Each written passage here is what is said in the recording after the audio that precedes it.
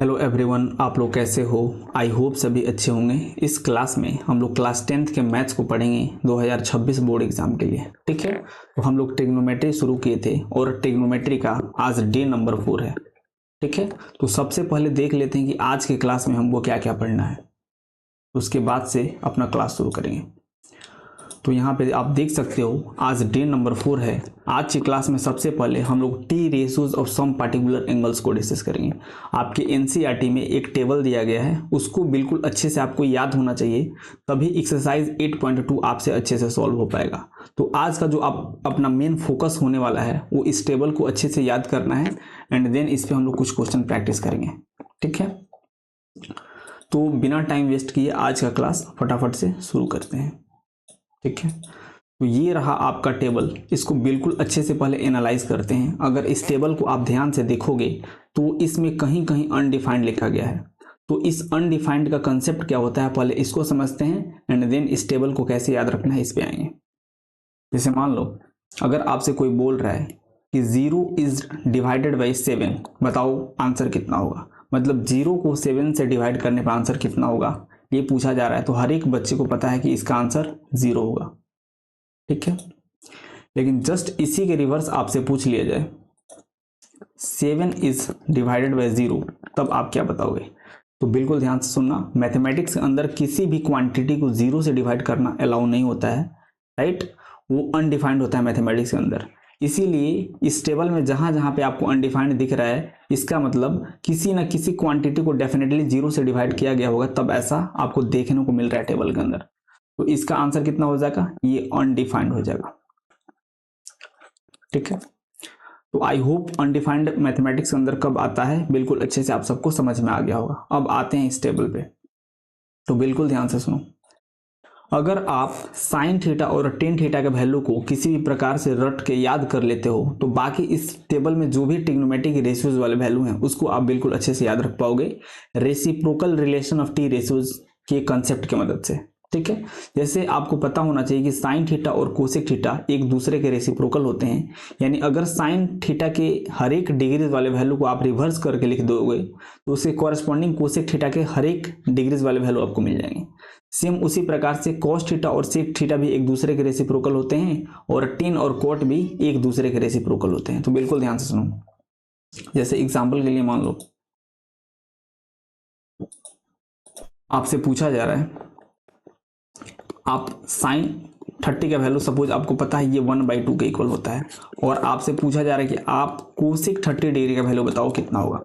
तो आपको पता है कि साइन और कोसेक एक दूसरे के रेसिप्रोकल होते हैं, यानी साइन 30 के वैल्यू को आप रिवर्स करके लिख दोगे तो वही कोसेक 30 का वैल्यू हो जाएगा। यानी इसको रिवर्स करोगे तो ये 2/1 होगा, यानी कोसेक 30 का जो वैल्यू होगा डेट इज इक्वल टू 2, क्योंकि डिनोमिनेटर में 1 का कोई सेंस नहीं बनता है।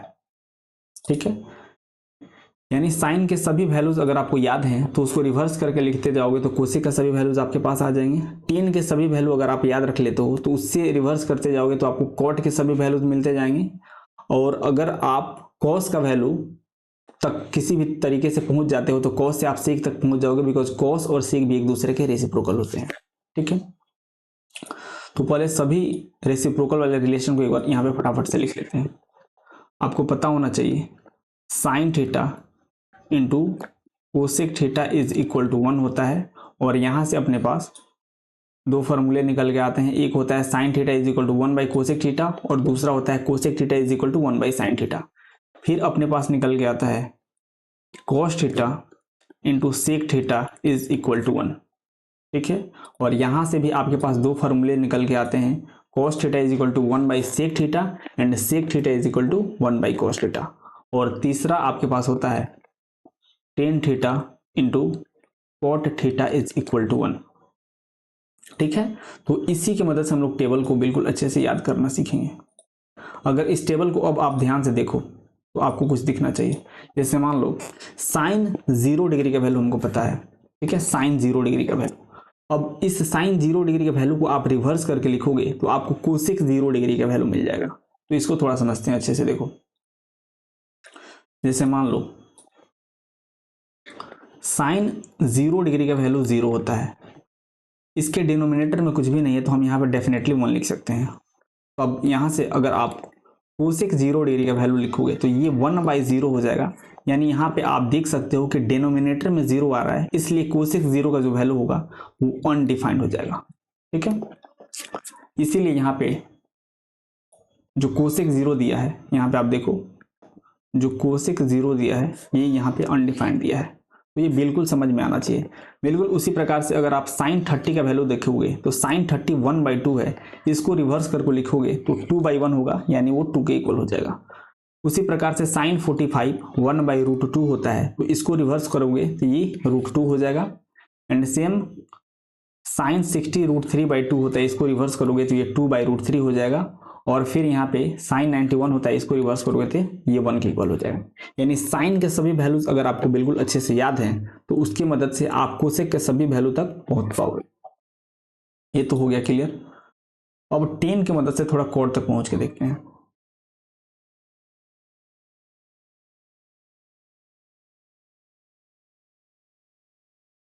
ठीक है,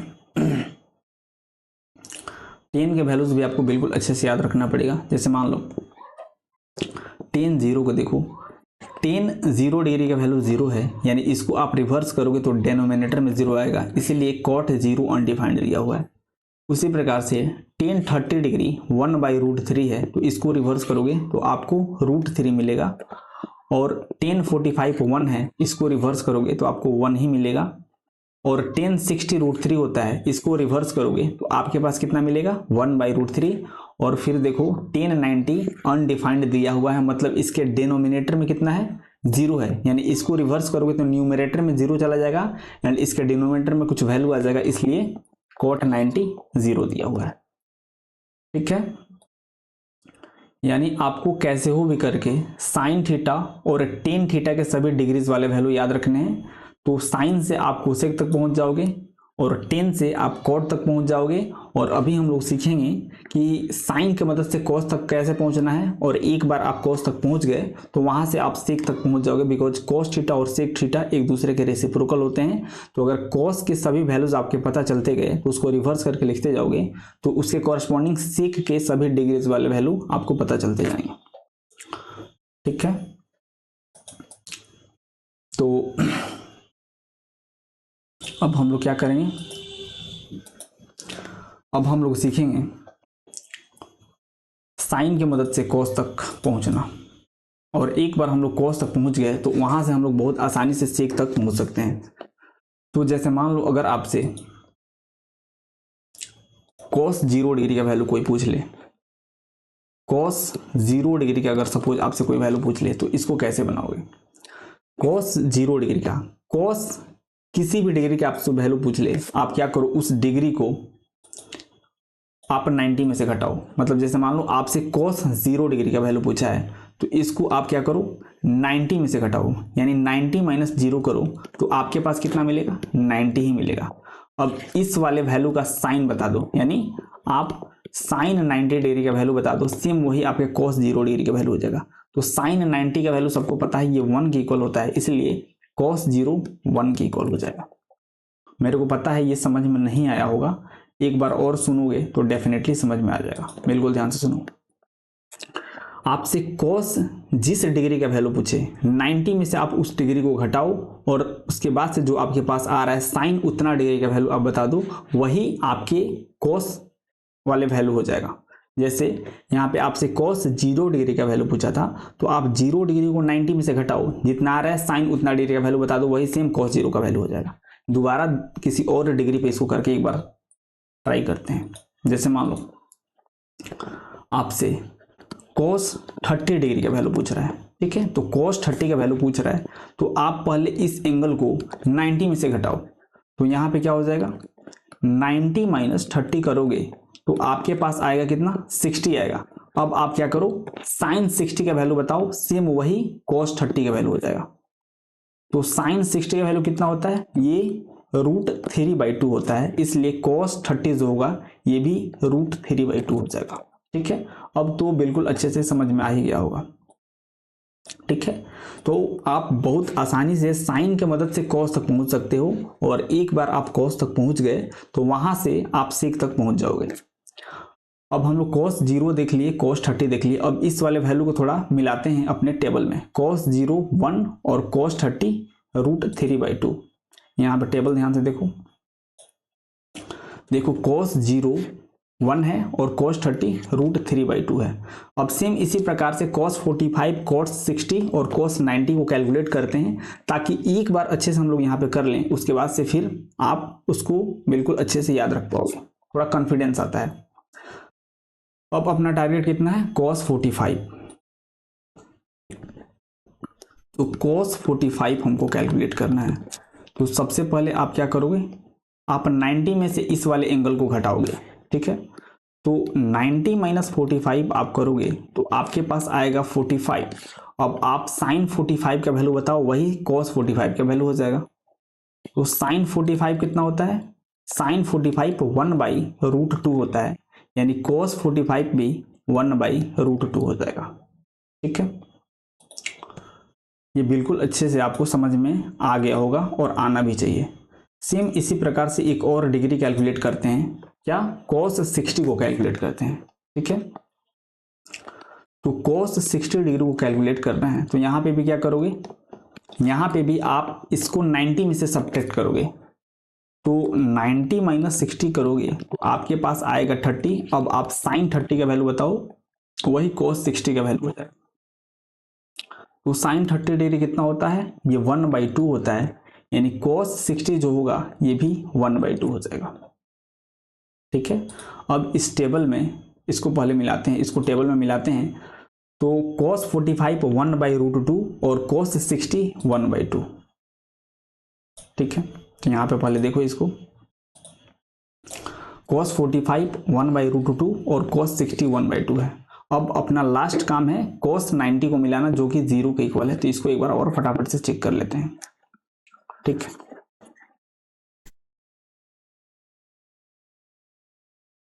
तो यहाँ पे करके देख लेते हैं।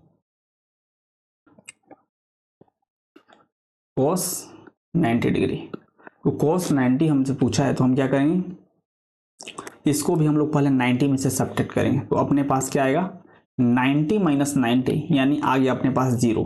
अब आप क्या करो, साइन 0 का वैल्यू बताओ, यानी साइन 0 डिग्री का वैल्यू 0 होता है, इसलिए cos 90 डिग्री का वैल्यू 0 आएगा। और इसको हम लोग टेबल में अभी जस्ट मिलाए थे।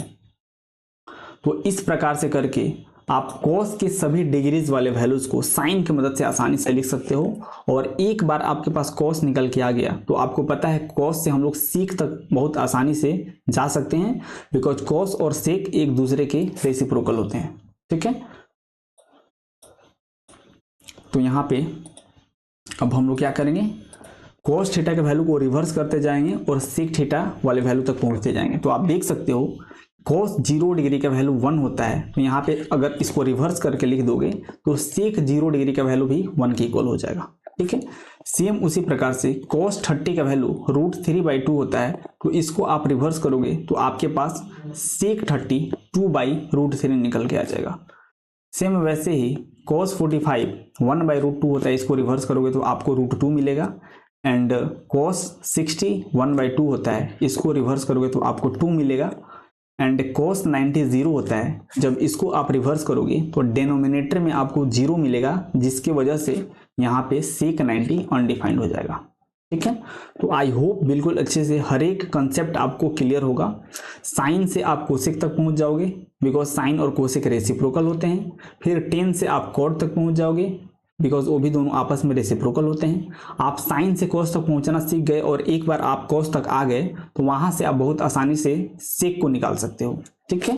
तो ये टेबल आई होप बिल्कुल अच्छे से आपको याद हो गया होगा, ठीक है। थोड़ा सा और प्रैक्टिस करते हैं इसको, ठीक है। थोड़ा सा प्रैक्टिस करते हैं। जैसे मान लो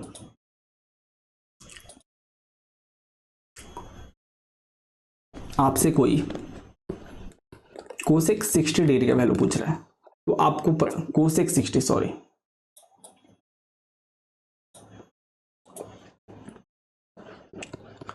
कोसेक 60 डिग्री अगर आपसे कोई वैल्यू पूछ रहा है तो आपको पता है कि साइन से हम लोग कोसेक तक पहुंचते हैं, तो साइन 60 के वैल्यू को आप रिवर्स कर दोगे तो आपको कोसेक 60 मिल जाएगा।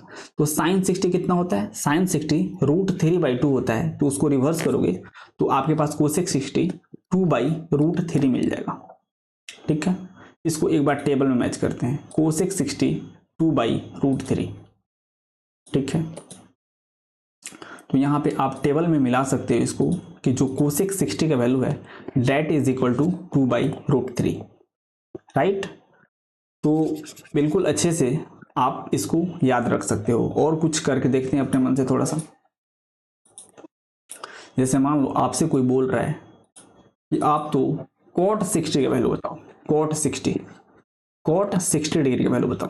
तो cot 60 आप कैसे निकालोगे, आपसे cot 60 का वैल्यू पूछा गया है, यानी आपको पता है कि 10 से हम लोग cot तक पहुंचते हैं, यानी tan 60 का वैल्यू अगर आपको पता है तो आप cot 60 बहुत आसानी से निकाल सकते हो। तो tan 60 कितना होता है, tan 60 होता है आपका √3, तो cot 60 कितना हो जाएगा, ये 1/√3 हो जाएगा।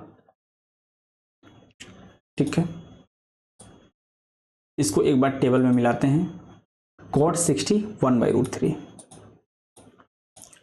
तो यहाँ पे आप देख लो कि जो cot 60 है ये 1/√3 के इक्वल है।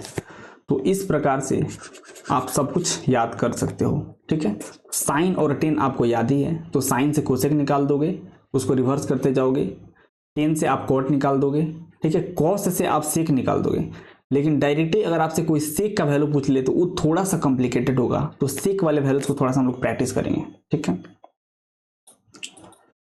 जैसे मान लो आपसे कोई sec 30 डिग्री का वैल्यू पूछ ले, बिल्कुल ध्यान से सुनना, यही सबसे ज्यादा कॉम्प्लिकेटेड है, sec वाले वैल्यूज को याद करना या फिर उसको थोड़ा सा निकालना। जैसे मान लो आपसे कोई sec 30 डिग्री का वैल्यू पूछ ले, तो हमको पता है कि cos की मदद से हम लोग sec तक पहुंचते हैं, लेकिन मजे का बात यह है कि हमको cos की भी वैल्यू नहीं पता है, बिकॉज हम लोग cos तक sin की मदद से पहुंचते हैं। लेकिन ये जरूर पता है कि अगर cos 30 का वैल्यू हमको एक बार पता चल जाए तो इसी वाले वैल्यूज को हम लोग रिवर्स कर देंगे तो वो sec 30 का वैल्यू हो जाएगा, बिकॉज ये दोनों एक दूसरे के रेसिप्रोकल होते हैं। ठीक है, लेकिन हम लोग cos 30 का वैल्यू निकाल सकते हैं साइन की मदद से, और साइन की मदद से हम लोग cos 30 का वैल्यू कैसे निकालते हैं, क्या करेंगे, इसको हम लोग 90 में से सबट्रैक्ट करते हैं, यानी 90 - 30 करेंगे तो अपने पास आएगा 60, और साइन 60 का जो वैल्यू होगा वही cos 30 का वैल्यू होगा, यानी साइन 60 का वैल्यू कितना होगा, ये √3/2 होगा, यानी अपने पास cos 30 का वैल्यू √3/2 होगा। और cos 30 के वैल्यू को आप रिवर्स करके लिख दोगे तब आपको sec 30 मिलेगा, बिकॉज इसी के ये रेसिप्रोकल होता है, यानी ये कितना होगा, ये 2/√3 हो जाएगा। ठीक है, डेफिनेटली ये समझ में आना चाहिए, अगर नहीं आया है तो कोई बात नहीं, एक दो और इस टाइप से क्वेश्चन हम लोग प्रैक्टिस करेंगे तो डेफिनेटली आ जाएगा। एक बार मैच करते हैं अपने टेबल में, sec 30 की वैल्यू 2/√3, देखो तो यहाँ पे आप देख सकते हो कि sec 30 जो है डेट इज 2/√3। सेम इसी प्रकार से एक बार sec 0 को कैलकुलेट करते हैं, 1/1 करके थोड़ा इसको प्रैक्टिस कर लेते हैं, अच्छा रहेगा। sec 0 करते हैं, sec 0 डिग्री, तो हमको sec 0 निकालना है, मतलब हमको cos 0 पता होना चाहिए, बिकॉज cos 0 के वैल्यू को आप रिवर्स करोगे तो आपको sec 0 मिलेगा। लेकिन हमको cos 0 भी नहीं याद है, हम लोग साइन की मदद से cos तक पहुंचते हैं, और साइन की मदद से हम लोग cos तक कैसे पहुंचते हैं, हम लोग क्या करते हैं, 90 में से इस cos वाले डिग्री को घटाते हैं तो अपने पास आएगा 90। अब आप साइन 90 का वैल्यू बता दो, तो साइन 90 कितना होता है, साइन 91 होता है, यानी cos 0 डिग्री भी आपके पास 1 आएगा, और एक बार इस वैल्यू को आप रिवर्स करके लिख दोगे तो वही आपका sec 0 का वैल्यू हो जाएगा, और 1 को आप रिवर्स करोगे तो आपको 1 ही मिलेगा, यानी sec 0 1 के इक्वल हो जाएगा। ठीक है, आप टेबल में देखे भी थे एक बार, और इसको मैच कर लेते हैं, sec 0 1। तो यहाँ पे आप देख सकते हो आपके पास sec 0 का वैल्यू 1 के इक्वल निकल के आया। एक बार करते हैं sec 60 के वैल्यू निकाल के देखते हैं। ठीक है, इसको आप जितना ज़्यादा करोगे ना खुद से, उतना ही ज़्यादा आपको कॉन्फिडेंस मिलेगा और आप टेबल में उसको फटाफट से आप भर पाओगे। ठीक है, हम लोग क्या करते हैं, सेक 60 को कैलकुलेट करते हैं। एक बार इसको ओरली करते हैं एंड देन इसको लिख के अच्छे से करेंगे। जैसे मानो हमसे सेक 60 का वैल्यू पूछा है, यानी आपको कोस 60 का वैल्यू पता होना चाहिए, और कोस 60 का भी वैल्यू आपको नहीं पता, हम लोग वहां तक साइन से पहुंचते हैं। तो 90 में से 60 सब्ट्रैक्ट करोगे तो आपके पास साइन 30 आएगा, और साइन 30 1/√2 होता है, यानी कोस 60 भी साइन 30 1/2 होता है, यानी कोस 60 1/2 होगा। और इसको रिवर्स कर दोगे तो आपके पास सेक 62 के इक्वल निकल के आ जाएगा, सेक 62 आएगा। अब इसको एक बार हम लोग लिख के निकाल के देखते हैं।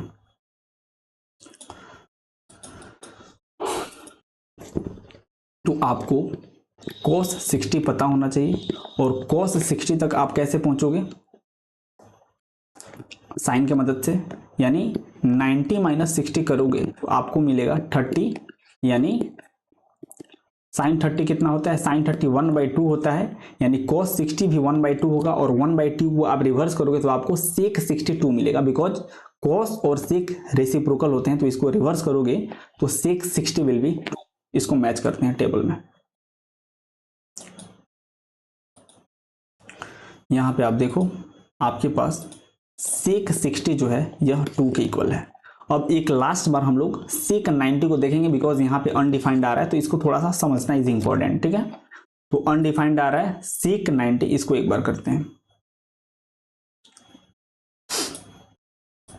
सेक 90 अनडिफाइंड आ रहा है। चलो करते हैं, यहाँ पे हमको सेक 90 डिग्री करना है। तो सेक 90 मतलब हमको cos 90 पता होना चाहिए। cos 90 तक हम लोग कैसे पहुंचेंगे, साइन की मदद से। तो यहाँ पे हम लोग क्या करेंगे, इस वाले डिग्री को 90 में से घटाएंगे तो अपने पास आएगा 0, और साइन 0 हम लोग बता देंगे। तो साइन 0 डिग्री कितना होता है, साइन 0 0 ही होता है, और साइन 0 0 है, यानी cos 90 भी 0 हो जाएगा। और cos 90 के वैल्यू को आप रिवर्स करोगे तो डेनोमिनेटर में 0 आने लगेगा, इसलिए सेक 90 अनडिफाइंड होता है। ठीक है, आई होप बिल्कुल अच्छे से आपको समझ में आया होगा कि सेक 90 अनडिफाइंड क्यों होता है। ठीक है, अब इस पूरे टेबल में आपसे किसी भी डिग्री वाले वैल्यू को पूछा जाए, आप बहुत आसानी से उसको बता पाओगे, बिकॉज सब कुछ आप समझ चुके हो कि हर एक वैल्यूज को हम लोग कैसे कैलकुलेट कर रहे हैं। साइन वाला वैल्यू आपको याद रख लेना है, तो उससे आप कोसेक निकाल लोगे। ठीक है, टेन वाला वैल्यू आपको याद रखना है, उससे आप कॉट निकाल लोगे। ठीक है, साइन की मदद से आप कॉस तक पहुंचोगे, और कॉस के वैल्यू को रिवर्स करते जाओगे तो आप सेक तक पहुंच जाओगे। ठीक है, और इधर उधर से भी रैंडमली आपसे कोई भी वैल्यू पूछ ले, उसको भी आप बहुत आसानी से बता पाओगे। ठीक है, तो अब हम लोग कुछ क्वेश्चन प्रैक्टिस करेंगे। यहाँ पे आप देख सकते हो कि अपने सामने कुछ क्वेश्चन दिया गया है, तो इसको समझ के करते हैं। जैसे मानो हमसे कोसेक 60 डिग्री का वैल्यू पूछा है। ठीक है, इसको फटाफट से हम लोग करेंगे, बिल्कुल मुंह से बिल्कुल बिना लिखे करेंगे। ठीक है, आप टेबल में उसको मिलाते जाना। कोसेक 60 का हमसे वैल्यू पूछा है, हम लोग जानते हैं कि साइन 60 और कोसेक 60, ठीक है, एक दूसरे के रेसिप्रोकल होते हैं, यानी साइन 60 के वैल्यू को आप रिवर्स कर दोगे तो आपके पास कोसेक 60 का वैल्यू आ जाएगा। और साइन 60 कितना होता है, साइन 60 देखो तो एक बार, साइन 60 √3/2 होता है, यानी इसी के वैल्यू को आप रिवर्स करोगे तो आपको कोसेक 60 मिलेगा। एंड कोसेक 60 कितना होगा, ये 2/√3 हो जाएगा। आप टेबल में मिला लेना। ठीक है, सेम इसी प्रकार से हमको सेक 30 डिग्री का वैल्यू बताना है कि कितना होगा। तो सेक 30 डिग्री का वैल्यू पूछा है, मतलब हमको cos 30 डिग्री का वैल्यू पता होना चाहिए। ठीक है, cos 30 डिग्री का वैल्यू हमको कैसे पता होता है, हम लोग साइन की मदद से निकालते हैं, यानी 90 में से इस एंगल को घटाएंगे तो अपने पास मिलेगा 60, यानी साइन 60 का जो वैल्यू होगा वही cos 30 का वैल्यू होगा। और साइन 60 √3/2 होता है, यानी cos 30 भी √3/2 होगा, और cos 30 के वैल्यू को आप रिवर्स करोगे तो आपके पास ये 2/√3 के इक्वल निकल के आ जाएगा। ठीक है, आप इसको टेबल में मैच कर लेना। सेम उसी प्रकार से हमसे cos 60 का वैल्यू पूछा है, तो cos 60 तो बहुत आसान है, हम लोग साइन की मदद से निकालते हैं। क्या करेंगे, इस एंगल को हम लोग 90 में से घटाएंगे तो अपने पास मिलेगा कितना, 30, और साइन 30 का वैल्यू आप निकाल दो तो साइन 30 जितना होगा, साइन 30 जितना होगा सेम उतना ही cos 60 होगा, यानी साइन 30 कितना होता है 1/2, यानी cos 60 भी कितना होगा 1/2। इसको आप मैच कर लेना टेबल से। ठीक है, अगला क्वेश्चन देखते हैं। हमसे कॉट 0 का वैल्यू पूछा है, यानी हमको टेन 0 पता होना चाहिए। यानी टेन 0 कितना होता है, टेन 0 0 होता है, यानी कॉट 0 कितना होगा, ध्यान से सुनो, टेन 0 0 होता है और हमसे कॉट 0 पूछा है, यानी इसी के वैल्यू को रिवर्स करेंगे तो हमको कॉट 0 मिलना चाहिए। यानी इसको रिवर्स करना है तो इसको डिनोमिनेटर में इसका हमेशा 1 तो छिपाई होता है, इसको रिवर्स करोगे तो कितना आएगा, रिवर्स करने पे 1/0 आएगा। यानी आप देख सकते हो कि रिवर्स करोगे तो यही आपका कॉट 0 डिग्री का वैल्यू हो जाएगा, लेकिन यहाँ पे तो डिनोमिनेटर में 0 आ रहा है इसलिए ये अनडिफाइंड हो जाएगा। ठीक है, तो ये आपको बिल्कुल अच्छे से अब याद हो गया होगा। अब एक बार सेक 90 कैलकुलेट कर लेते हैं। तो सेक 90 कैलकुलेट करना है तो हमको कोस 90 पता होना चाहिए। कोस 90 कैसे पता होगा, साइन की मदद से। तो इसको 90 में से सब्ट्रैक्ट करोगे तो आपको मिलेगा 0, यानी साइन 0 का जो वैल्यू होगा वही कोस 90 का वैल्यू होगा। और साइन 0 0 होता है, यानी कोस 90 में 0 होगा। और कोस 90 के वैल्यू को रिवर्स करोगे तो डिनोमिनेटर में 0 आएगा, इसलिए सेक 90 अनडिफाइंड होगा। ठीक है, हम जल्दी जल्दी लिख रहे हैं, आपको समझ में आ गया इसीलिए। ठीक है, अगर आपको कहीं भी दिक्कत है तो प्लीज उसको आप रिवर्स करके दोबारा लेक्चर को सुनो, पूरा अच्छे से आपको याद हो जाएगा। ठीक है, तो अब अपने पास क्वेश्चंस आ गया है, इस क्वेश्चन को करना है तो बिल्कुल आराम आराम से हम लोग बिल्कुल ओरली पूरे एंगल को लिखेंगे और इसको सिंप्लीफाई करेंगे। कुछ नहीं करना है, टेबल में जो भी वैल्यूज दिया था उसके वैल्यू को यहाँ पे लिखना है और जैसा कि अपना सिंप्लीफाई होता है उसी प्रकार से इसको सिंप्लीफाई कर दोगे तो आपके पास इसका आंसर निकल के आ जाएगा। ठीक है, तो कोई भी मुश्किल ये काम नहीं है इसको सॉल्व करना। अगर आपको टेबल अच्छे से याद है तो ये बिल्कुल आसान है इसको सॉल्व करना। ठीक है, जैसे मान लो हमसे टेन 30 का वैल्यू पूछा है तो टेन 30 तो हमको याद है, टेन 30 कितना होता है, ये 1/√3 होता है। टेन 30 इज 1/√3, ये हो जाए आपका 1/√3। उसके बाद से हमको चाहिए कोसेक 60, इसको बिल्कुल हम लोग ओरली करके यहाँ पे लिखेंगे। कोसेक 60 हमसे पूछा है, यानी साइन 60 पता होना चाहिए। साइन 60 कितना होता है, √3/2, और इसी को रिवर्स करोगे तो आपको कोसेक 60 मिलेगा, यानी कोसेक 60 कितना होगा, ये 2/√3 हो जाएगा। ठीक है, अब हमसे टेन 60 पूछा है तो टेन 60 कितना होता है, टेन 60 इज √3। अब हमसे सेक 30 पूछा है, यानी हमको cos 30 पता होना चाहिए। और cos 30 कैसे निकालेंगे, साइन की मदद से। यानी 90 में से 30 सब्ट्रैक्ट करोगे तो आपको कितना मिलेगा, 60, यानी साइन 60 का वैल्यू जो होगा वही cos 30 का वैल्यू होगा। और साइन 60 कितना होता है, √3/2, यानी cos 30 कितना होगा, √3/2। और cos 30 के वैल्यू को रिवर्स करोगे तो आपको सेक 30 कितना मिलेगा, ये 2/√3 मिलेगा। इतना सारा कैलकुलेशन आपको मन में करना पड़ेगा, तब जाके ये पूरा वैल्यूज आप अच्छे से लिख पाओगे। ठीक है, तो कैसे करना है ये बिल्कुल अच्छे से आपको पता चल गया है। बस इसको थोड़ा थोड़ा आप प्रैक्टिस करते जाओगे, जैसे जैसे आप सवाल सॉल्व करते जाओगे। आप ट्राई करना कि सभी वैल्यू को हम बिना मतलब बॉक्स में, बिना टेबल में देखे खुद से लिखें। ठीक है, तो डेफिनेटली आपको भी प्रैक्टिस के साथ सब कुछ क्लियर हो जाएगा। ठीक है, तो ये कितना हो जाएगा, ये 2/3 हो जाएगा और यहाँ पे ये 2/1 हो रहा है। ठीक है, तो यहीं पे इसको कर लेते हैं। एलसीएम यहाँ पे निकालोगे, चलो इसको नेक्स्ट पेज पे करते हैं। एलसीएम आ जाएगा इसका 3,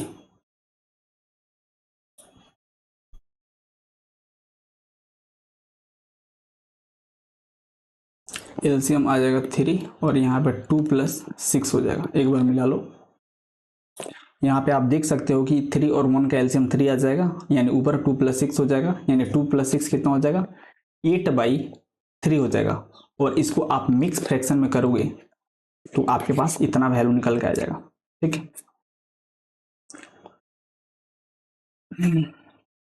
अब अगला क्वेश्चन अपने सामने है, इसको बिल्कुल अच्छे से देखो और इसको सॉल्व करने का कोशिश करते हैं। ये देख के कॉम्प्लेक्स लग रहा है लेकिन ये कॉम्प्लेक्स है नहीं। ठीक है, तो सबसे पहले जो हमको क्वेश्चन में डेटा दिया है उसको अच्छे से नेक्स्ट पेज पे लिखते हैं। उसमें ट्रिग्नोमेट्रिक जो भी डिग्रीज वाला वैल्यू उसको पुट करके सिंप्लीफाई करते हैं एंड देन इस ऑप्शन पे आएंगे हम लोग। क्वेश्चन कितना है, 2 10 30 डिवाइडेड बाई 1 - 10 स्क्वायर 30।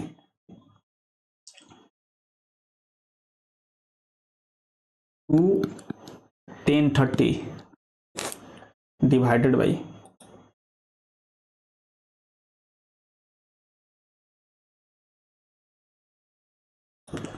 1 - 1 10² 30। ठीक है, तो इसको सिंप्लीफाई करके बताना है कि कितना होगा। तो बहुत आसान है, अगर आपको टेबल याद है तो ये सब कुछ तो आसान ही है, अगर टेबल याद नहीं है तो तभी प्रॉब्लम है। ठीक है, तो यहाँ पे हमको बस वैल्यू डाल देना है। तो क्या हो जाएगा, 2 इंटू 1030 का वैल्यू कितना होता है 1/√3। तो ये हो जाएगा 1/√3 डिवाइडेड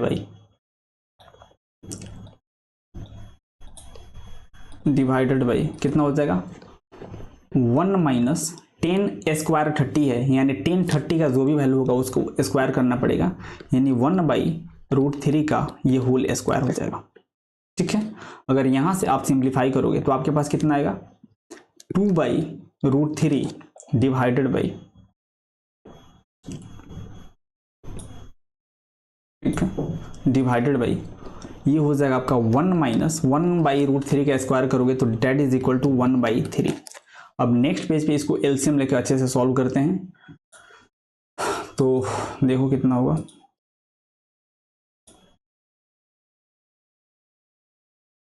पर आपका हो जाएगा 2/√3, ये हो जाएगा आपका 2/√3, और नीचे क्या हो जाएगा, नीचे आपका एलसीएम हो जाएगा 3 एंड यहाँ पे हो जाएगा 3 - 1।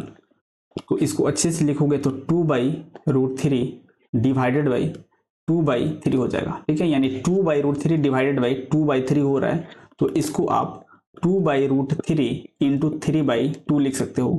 तो 2 से 2 कैंसिल आउट होगा और आपके पास 3/√3 आ जाएगा, और ये भी कैंसिल आउट होकर आपके पास √3 आंसर मिल जाएगा। यानी आपका आंसर √3 दिया है, लेकिन ऑप्शन तो कुछ इस टाइप से नहीं दिया था, ऑप्शन तो बिल्कुल अलग दिया था। तो 1 बाई 1 करके थोड़ा ऑप्शन को हम लोग एनालाइज करते हैं। आपको पता होना चाहिए cos 60 का वैल्यू, cos 60 हम लोग कैसे निकालते हैं, साइन की मदद से। यानी 90 में से 60 घटाओगे तो आपको मिलेगा 30, यानी साइन 30 1/2 होता है, इसलिए cos 60 जो होगा ये भी 1/2 होगा। ठीक है, तो ये वाला वैल्यू कितना होगा, ये 1/2 होगा। सेम उसी प्रकार से आपको पता है साइन 60 ये √3/2 होता है, और tan 60 जो होता है ये √3 होता है, और साइन 30 ये 1/2 होता है। और अपना आंसर कितना आया था √3, यानी यहाँ पे आप देख सकते हो कि ऑप्शन सी करेक्ट होगा। ठीक है, यानी tan 60 होगा अपना आंसर, यानी ये वैल्यू कितना होगा, ये tan 60 डिग्री होगा। तो इस प्रकार से आप बहुत आसानी से इस टाइप के क्वेश्चन को सॉल्व कर सकते हो। अब अगला क्वेश्चन थोड़ा देख लेते हैं क्या है। अब अपने पास एक अगला क्वेश्चन है, इसको सॉल्व करना है। तो ये भी कॉम्प्लिकेटेड नहीं है, बस क्या करना है, यहाँ पे आपको टेबल से वैल्यू उठा के रखने हैं एंड इसको सिंप्लीफाई करना है और अपने पास आंसर आ जाएगा। तो रखते हैं और सॉल्व करते हैं। बिल्कुल ध्यान से इसको देखना। हमसे cos 45 पूछा है, मतलब 90 में से 45 घटाओगे तो आपके पास आएगा 45, यानी साइन 45 का जो वैल्यू होगा वही cos 45 का वैल्यू होगा। साइन 45 कितना होता है 1/√2 होता है, इसलिए cos 45 कितना होगा, ये भी 1/√2 हो जाएगा। अब हमसे sec 30 पूछा है, यानी हमको cos 30 पता होना चाहिए, और cos 30 कैसे पता होगा, साइन की मदद से।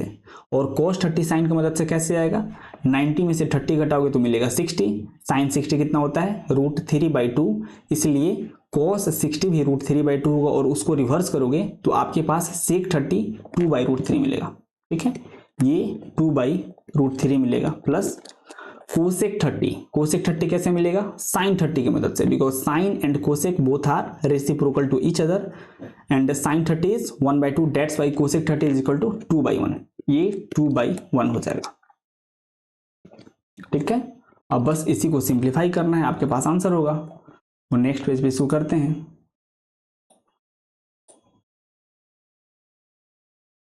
ऊपर 1/√2 था, एंड अगर आप डिनोमिनेटर में देखो तो यहाँ पे एलसीएम लेके इसको सिंप्लीफाई पहले करना पड़ेगा। तो एलसीएम कितना हो जाएगा √3, आपका एलसीएम हो जाएगा √3, यहाँ पे हो जाएगा √3, और यहाँ पे हो जाएगा 2 + 2√3, एक बार मिला लो, 2 + 2√3 डेफिनेटली होगा इतना। और फिर आगे देखते हैं।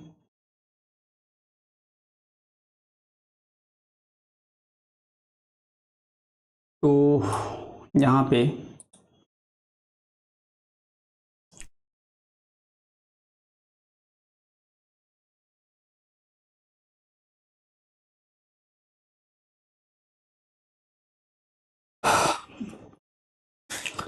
हो जाएगा आपका 1/√2 और ये रिवर्स हो जाएगा तो √3 हो जाएगा और यहाँ पे 2 + 2√3 हो जाएगा। ठीक है, ये बिल्कुल आपको समझ में आना चाहिए बिकॉज ये न्यूमरेटर है और ये डिनोमिनेटर है। ठीक है, तो 1/√2 डिवाइडेड बाई 2 + 2√3 डिवाइडेड बाई √3 है, यानी 1/√2 इंटू √3 डिवाइडेड बाई 2 + 2√3 इसको आप लिख सकते हो। ठीक है, अब इसको मल्टीप्लाई कर दो तो कितना हो जाएगा, न्यूमरेटर में हो जाएगा √3, न्यूमरेटर में हो जाएगा कितना √3 और डिनोमिनेटर में क्या हो जाएगा, ये हो जाएगा आपका √2 से आपको इसमें मल्टीप्लाई करने पड़ेगा। तो फर्स्ट वाला टर्म आपका कितना बनेगा 2√2, यहाँ पे बनेगा 2√2 प्लस नेक्स्ट वाला टर्म आपको कितना बनेगा 2√3 में √2 से मल्टीप्लाई करोगे तो 2√6 बनेगा। ठीक है, यहाँ पे 2√6 आपको मिलेगा। अब इसको हमें रेशनलाइज करना पड़ेगा। आपने ऑलरेडी क्लास 9th में रेशनलाइजेशन पढ़ रखा है तो उसको प्लीज़ आप एक बार अच्छे से रिवाइज कर लेना, बिकॉज यहाँ से हम लोग रेशनलाइज करेंगे तब अपने पास आंसर निकल जाएगा। ठीक है,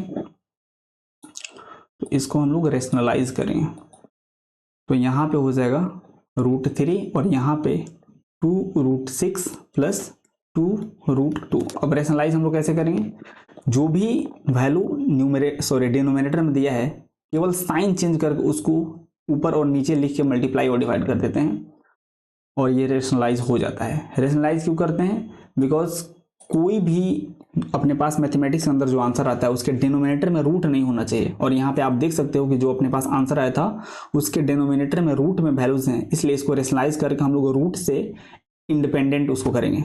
ठीक है, तो यहाँ पे कितना हो जाएगा 2√6 माइनस 2√2 और यहाँ पे भी 2√6 माइनस 2√2।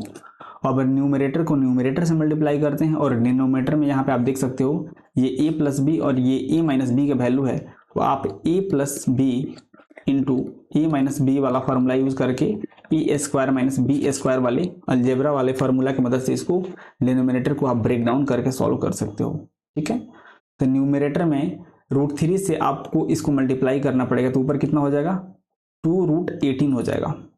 यहाँ पे एक बार लिखते हैं,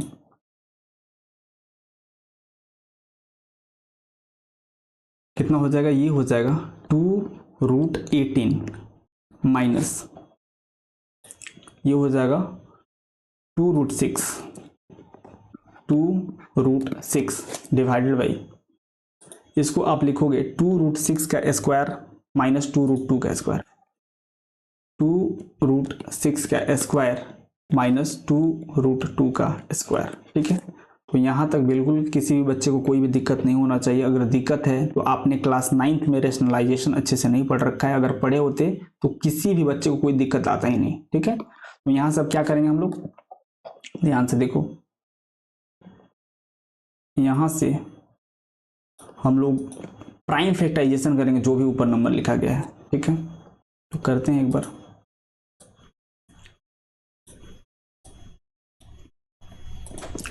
ये आपका 2 हो जाएगा और 18 का प्राइम फैक्टराइजेशन करोगे तो 3 × 2 आपको मिलेगा -2, ये √6 हो जाएगा। और अगर आप ध्यान से देखो इधर साइड में करते हैं 2√6 के स्क्वायर को, यानी 2√6 के स्क्वायर को अगर आप सॉल्व करेंगे तो इसको ध्यान से देखो ये कितना आएगा, 2√6 का स्क्वायर मतलब क्या, इसका मतलब 2√6 इंटू 2√6 होता है। तो 2 से 2 में आप अगर मल्टीप्लाई कर दो तो ये 4 हो जाएगा और दोनों √6 को एक में अगर आप लिख लो तो यहाँ से 4 और यहाँ से 6 बाहर निकलेगा, यानी ये 24 के इक्वल हो जाएगा। ठीक है, यानी 2√6 का जो स्क्वायर है वह 24 के इक्वल हो जाएगा। सेम उसी प्रकार से 2√2 के स्क्वायर को अगर आप सॉल्व करोगे तो इसको देख लो, 2√2 का जो स्क्वायर है इसको सॉल्व करके देख लेते हैं। 2√2 का स्क्वायर है तो ये हो जाएगा 2√2 इंटू 2√2, तो 2 से 2 में मल्टीप्लाई करोगे तो ये 4 हो जाएगा और ये दोनों दो इसी के अंदर आ जाएगा तो 4 × 2 यानी ये 8 के इक्वल हो जा रहा है। ठीक है, तो आपके पास ये 8 हो जाएगा। अब इसको हम लोग नेक्स्ट पेज पर अच्छे से लिखेंगे, इसको पहले डस्ट कर लेते हैं।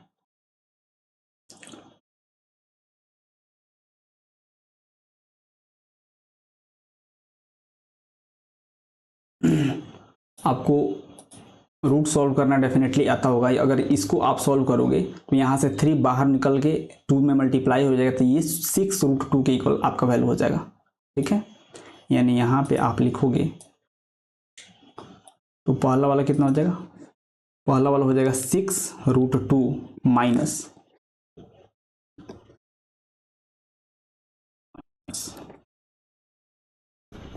6√2 माइनस कितना हो जाएगा, ये हो जाएगा 2√6। ठीक है, यहाँ पर हो जाएगा 2√6। और अगर आप डिनोमिनेटर में देखो तो 24 माइनस 8 करोगे तो ये आपको 16 मिलेगा। ये आपको कितना मिलेगा, ये 16 मिलेगा।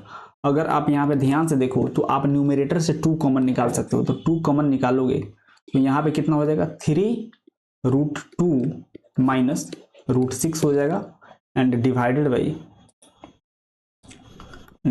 बाई 16 हो जाएगा। और यहाँ से ये कैंसल आउट होगा तो आपको मिलेगा 8, यानी ये आपका फाइनल आंसर होगा 3√2 माइनस √6 डिवाइडेड बाई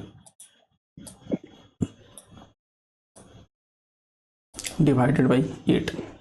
ठीक है, तो ये आपका फाइनल आंसर होगा और ये आपके एनसीईआरटी का क्वेश्चन था। ठीक है, तो प्लीज़ इसको बिल्कुल ध्यान से देखना, बिकॉज आपके बोर्ड एग्जाम में ये क्वेश्चन आ सकता है।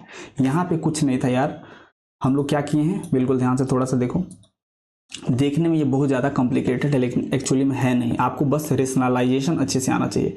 यहाँ पे हम लोगों को टेबल से बस वैल्यू रखना था, उसको सिंप्लीफाई करना था। तो यहाँ से cos 45 1/√2 होता है। ठीक है, sec 30 2/√3 होता है और cosec 30 2 होता है। ठीक है, तो यहाँ से हम लोग इसको सिंप्लीफाई किए हैं तो अपने पास आंसर निकल के आया था ये वाला, ये अपना आंसर था। अगर यहाँ पे ध्यान से सुनना, अगर यहाँ पे जो भी ये डिनोमिनेटर वाला वैल्यू है ये रूट में नहीं आया होता तो यही अपना आंसर था, लेकिन यहाँ पे डिनोमिनेटर रूट में आया है इसलिए इसको हमको रेशनलाइज करना पड़ेगा। बिकॉज मैथमेटिक्स के अंदर कोई भी क्वांटिटी डिनोमिनेटर में अगर इरेशनल यानी कि रूट में आता है तो उसको रेशनलाइज करना पड़ता है, उसको रूट से डिपेंडेंट करने के मतलब इंडिपेंडेंट करने के लिए, हटाने के लिए। तो यहाँ पे जो भी वैल्यूज है यहाँ से रूट हमको हटाना पड़ेगा इसके डिनोमिनेटर से, इसलिए इसको हम लोग रेशनलाइज किए हैं। आप यहाँ पे फाइनल आंसर देख सकते हो कि आपके डिनोमिनेटर में 8 आया है, मतलब यहाँ से रूट हट चुका है, यानी यही आपका फाइनल आंसर होगा। ठीक है, तो आई होप आज का क्लास आप सबको बिल्कुल अच्छे से समझ में आया होगा। अगर किसी भी बच्चे को किसी भी पॉइंट पे कोई भी प्रॉब्लम है तो प्लीज़ लेक्चर को आप दोबारा रिवाइंड करके सुनो, डेफिनेटली आपको क्लियर होगा हर एक पॉइंट।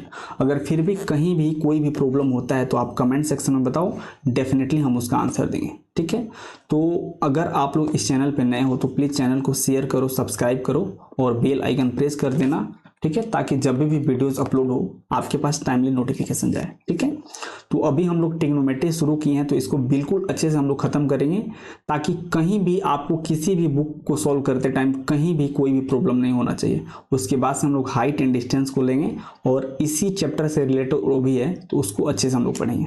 ठीक है, अगर आपको ट्रिग्नोमेट्री अच्छे से आता है तभी आपको हाइट एंड डिस्टेंस अच्छे से समझ में आएगा। बिकॉज हाइट एंड डिस्टेंस जो है ये समझ जाओ कि 80% वो ट्रिग्नोमेट्री से ही रिलेटेड है। तो ये वाला चैप्टर आपको बिल्कुल अच्छे से आना चाहिए। ठीक है, ओके, देन मिलते हैं नेक्स्ट क्लास में। तब तक के लिए have a good day, take care, bye.